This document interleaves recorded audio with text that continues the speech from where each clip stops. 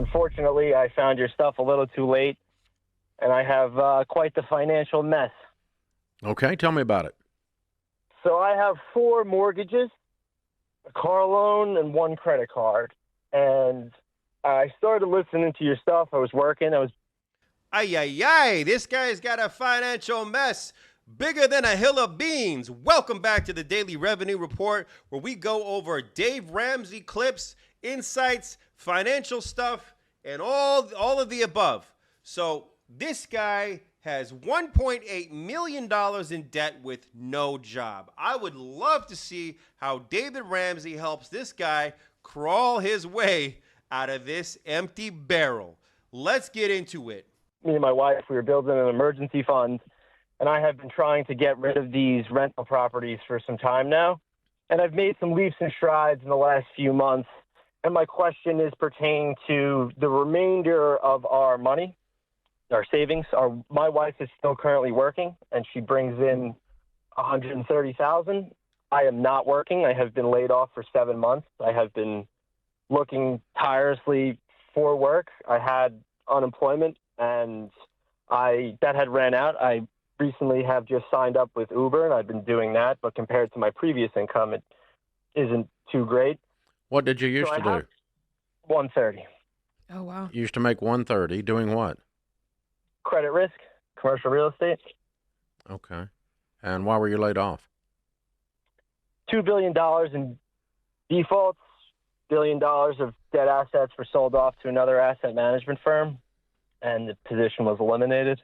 And given the current interest rate environment, a lot of people are skittish to hire specifically for commercial real estate credit risk underwriting.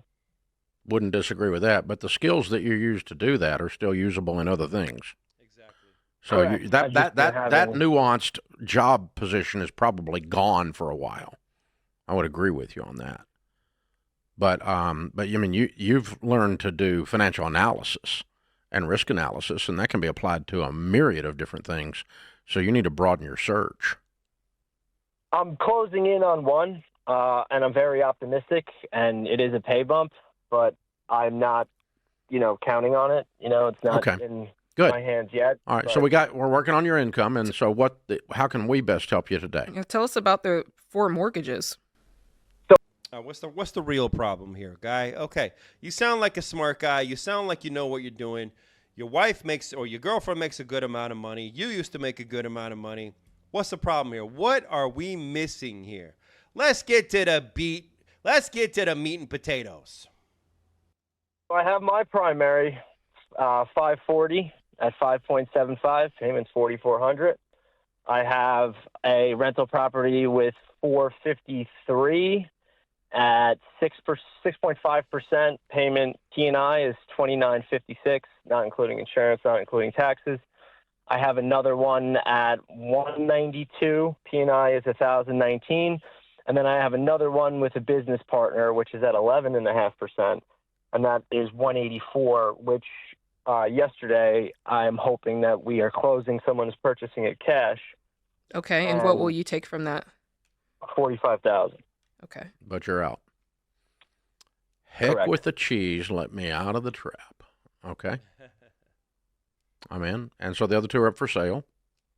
So the other 2 are up for sale. The one that's up for sale, I've dropped the price from $340,000 to $295,000. My one question is, do I continue dropping the price until I get an offer? Is that property number 3? No.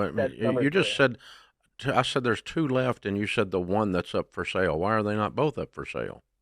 Everything is up for sale. Okay, except your home.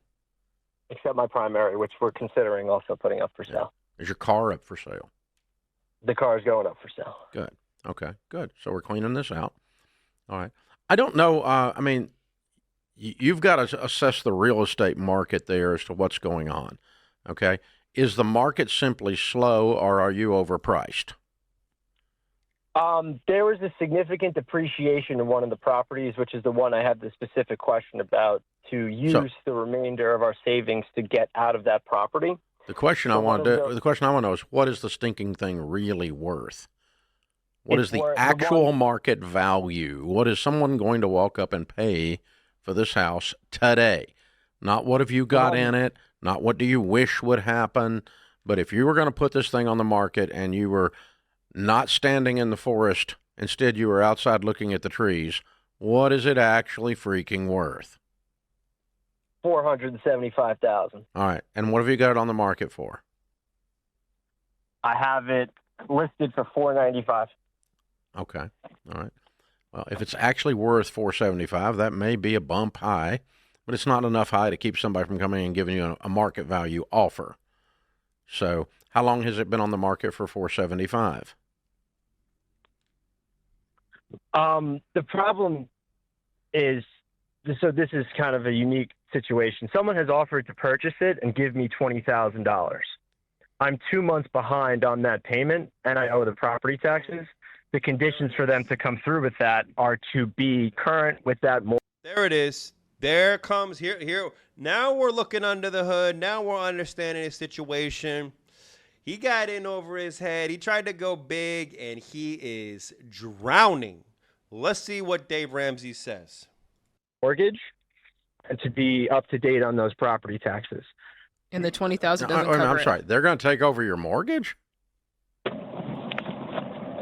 can you repeat that? You threw your phone out the window. I'm sorry. What happened? They can't take over your mortgage, honey. They service it. No. He just called him honey. Ha! Oh, no. They can't do that. How does a real estate guy not know this? Okay, that mortgage that you have has a due on sale clause. You transfer title, they're going to call the loan. I'm not going to be off the title.